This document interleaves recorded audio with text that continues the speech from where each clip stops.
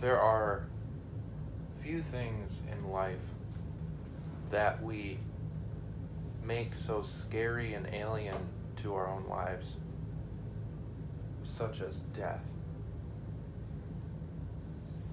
Even though death is a fundamental part of life, it carries a dark and frightening uh, imagery, and the anticipation of death, the recognition of mortality, can drive anyone insane when you really think about it. It's for that reason, among other things, that I wanted to touch on death and what death means as far as life goes, as far as life is concerned. And I also wanted to talk about what is it that happens after death. On this chart, if you can see it, I've made a beautiful illustration. In a previous video, I talked about how the beginning of all creation, and by extension, of course, the beginning of all life, began with the breaking up and coming together of those two aspects of the deity, or the supreme power that sort of underlies everything in our physical universe, Allah. And I said, and I mentioned that that same theme, or that same process of a duality, runs throughout everything in existence. And that includes life. And in fact, life, biological life, is actually, in a sense, the epitome of that process, of the interaction between this duality, this fundamental, essential duality. Life is the epitome of that. It's the most potent presence of that duality. And on this chart, that's how it begins. Because that is how we begin. Even on a physical level, it can be seen, just as God can be seen all over the physical world. In the process of a person's birth, likewise, the process of God, the eternal process, can be seen. You have two parents who come together in union, and they produce a third, which is us. Every living being has predecessors that preceded them, and then those preceded them, and those had predecessors, and so on and so forth, all the way back down to the very first living organisms.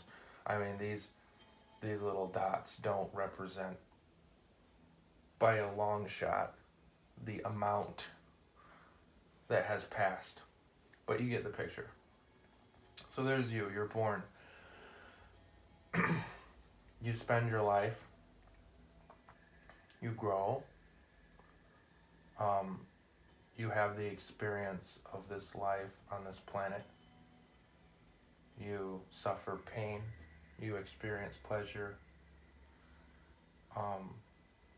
You learn. And you go through your life. Old age comes inevitably to that which was originally conceived in the union.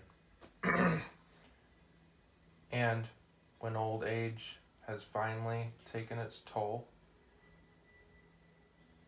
when the circumstances surrounding your physical existence can no longer sustain that union for whatever reason, either naturally or tragically, that union is dissolved. and your physical body expires. So the original coming together of that essential power is disunited.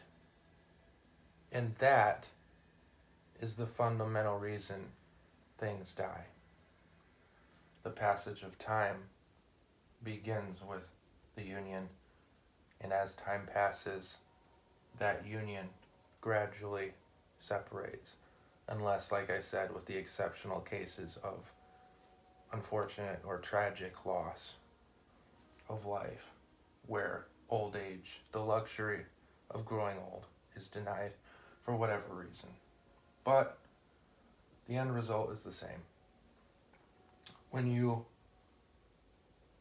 body expires and can't contain that anymore, the essential nature of your body, what you might call soul,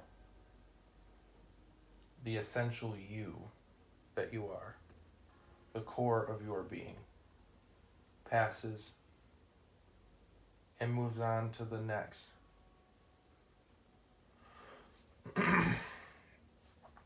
This I've written here, moment of truth. How do I put this? Basically, when we die,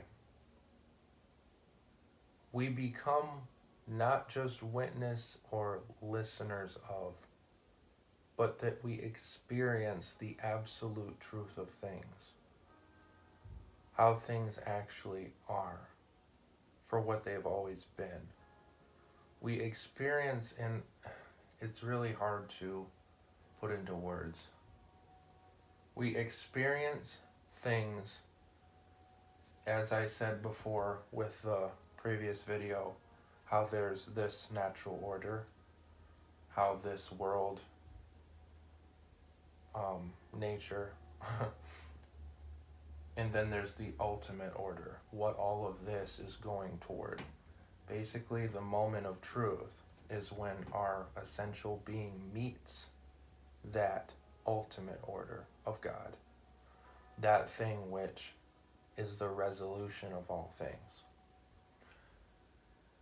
And I say moment of truth for that reason, because in spite of all the illusion, in spite of all of the apparent evils, the setbacks, the pain and suffering, which we may have experienced for ourselves or had witnessed in others, all of that crap here is no longer in the moment of truth. And things are revealed, and our awareness is expanded to a point, to the absolute point, in which the truth cannot be denied anymore. It can't be hidden. And the truth, for lack of a better way of saying it, consumes us. That is the light at the end of the tunnel. But that whole process of the revelation of truth and the expansion of our awareness, provided our expiration, that whole process I've called purge. Because the word purge works to mean an absolute cleanliness, to mean the dissolution of all the filth, of all the lack, and the revelation of truth. The essential personhood of a person actually meets with that truth, and the process then begins of disintegrating the falsehoods of whatever was accumulated, and a great cleansing occurs in the light of God. It's kind of a hell, and I don't mean, by hell I mean school, because it's the last learning. It's where you learn everything, and misunderstanding is falling apart. The questions that were once as hollow vessels are filled. There's no longer the weight and the correlating misery of whatever you experienced in your lifetime when you are met with the purge. All of the mix of happiness and sorrow, of pain and pleasure, all that mix going on here in this order is resolved. So it can be a hell if by our person we are so closely aligned to or so absorbed by the illusion of, for lack of a better word, sin. Then the purge, the revelation of ultimate truth, would naturally be hellish. But it's important that that hell doesn't last forever, but only until the resolution. Beyond the purge, finally, is the reunion, the completion, heaven, nirvana. It's where all of this chaos becomes ordered. And this is the ultimate state of God. It's the finality of all things. I mean, you get the picture. It's the completion of that.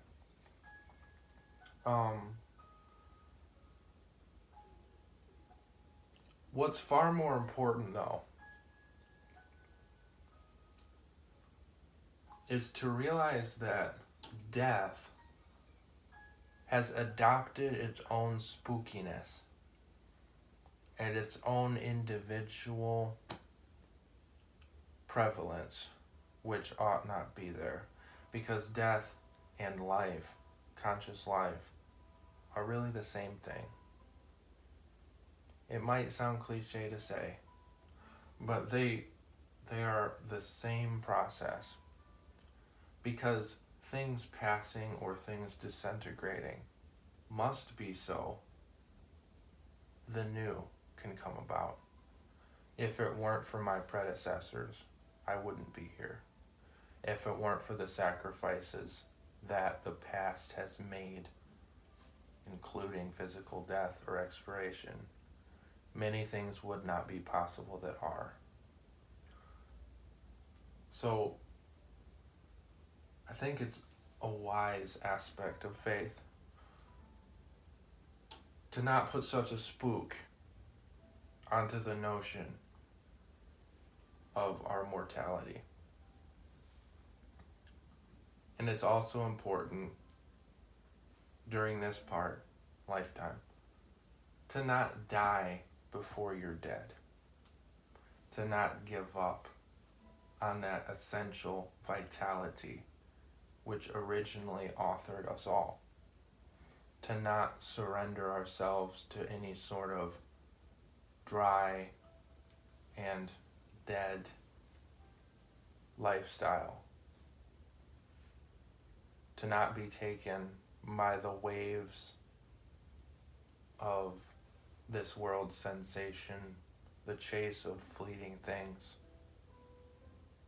and to not let death guide us in that sense, but instead let life be alive. And it's important to see that when death does come, whenever that may be, that it finds you alive and not already dead. That's far more important, because that same vitality, that same flame, if carried through here, is eternal. And that is what soul is, the weight of life.